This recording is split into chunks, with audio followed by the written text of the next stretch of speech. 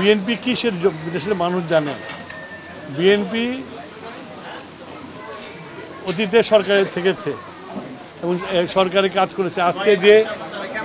আজকে যে যা কিছু অর্থনৈতিক যা কিছু অবকাঠামো দাঁড়িয়ে আছে এটা জিয়াউর রহমান সাহেব শুরু করেছিল এবং বেগম জিয়া এটাকে চালিয়ে গেছে এবং সমীক্ষায় দেখা গেছে বেগম জিয়ার আমলে সবচেয়ে বেশি শিল্পায়ন হয়েছিল।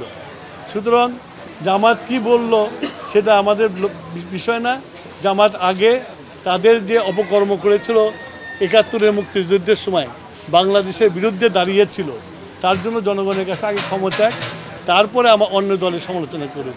তারা ৭১-এর সমালোচনা চায় নাই এবং তারা শুধু তাই করে নাই, আল বদর আনসার বাহিনী তারা তৈরি করে দেশের মানুষকে হত্যা করেছে। সুতরাং এগুলো জামাত কি বলল এটা বিএনপির বিবেচ্য না। বিএনপি বিবেচ্য বাংলাদেশের মানুষের ভোট অধিকার হরণ হয়ে গেছে, সেই ভোট অধিকার ফেরত নিয়ে এসে একটা সুষ্ঠু নির্বাচনের মধ্যে জনগণ যাকে চাবে তাকে নির্বাচিত করে তাদের সরকার তারা গঠন করবে।